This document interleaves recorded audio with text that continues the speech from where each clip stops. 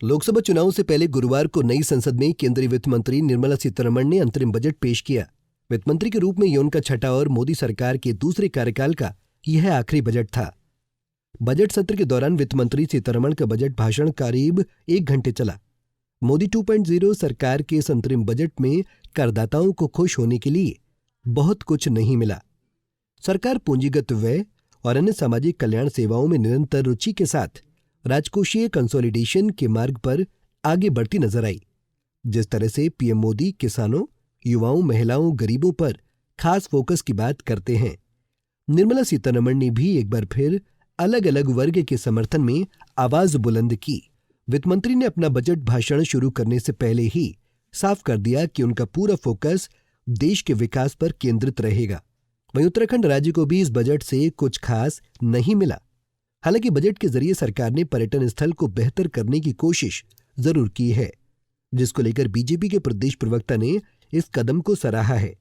उनका कहना है कि सरकार की तरफ से बजट में किए गए प्रावधान से उत्तराखंड में पर्यटन को बढ़ावा मिलेगा।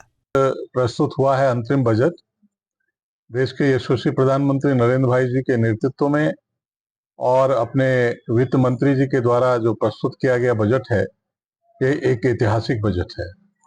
ये गरीब कल्याण के लिए समर्पित बजट है। ये मध्यम वर्ग के परिवारों के लिए, गरीब परिवारों के लिए, उनकी आय को बढ़ाने के लिए, उनके वित्तीय संसाधनों को बढ़ाने के लिए, उनके आजीविका को बेहतर बनाने के लिए बजट है। इस बजट में वो सारे प्राविधान है जिसकी पर्यटन पर विशेष रूप से जोर दिया गया है। उत्तराखंड राज्य में जो पर्यटन का यहाँ अपार संभावनाएं हैं, हमारे यहाँ तीर्थाटन है, हमारे यहाँ योग के क्षेत्र में जो है हम आगे बढ़ रहे हैं, इसके लिए बजट में प्राविधान है। और राज्यों को बजट में विशेष रूप से पर्यटन के क्षेत्र में ये कहा गया है कि जो राज्य पर्यटन के क्षेत्र में आगे बढ़ रहे हैं उनको बिना ब्याज के ऋण दिया जाएगा, तो ये बड़ी उपलब्धि है। इससे राज्य और सशक्त और मजबूत है। वहीं दूसरी तरफ कांग्रेस इस बजट को घोर निराशाजनक बता रही है। उनका कहना है कि चुनावी वर्ष होने के कारण जनता को इस बजट से काफी उम्मीदें थीं, लेकिन बजट में कुछ खास प्रावधान न होने के कारण जनता निराश है।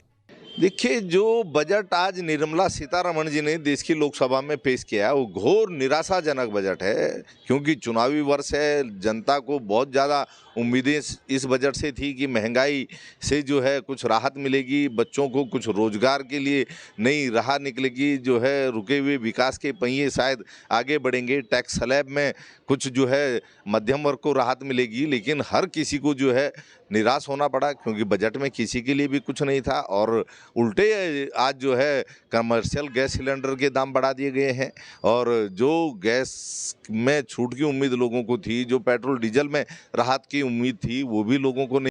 पंजाब केसरी टीवी के लिए आशीष रमोला की रिपोर्ट। हमसे जुड़े रहने के लिए हमारे YouTube चैनल को सब्सक्राइब करें और नई वीडियो की नोटिफिकेशन के लिए बेल आइकॉन को दबाएं। अगर आप ये वीडियो Facebook पर देख रहे हैं तो लाइक जरूर करें और ज्यादा से ज्यादा शेयर करें। धन्यवाद।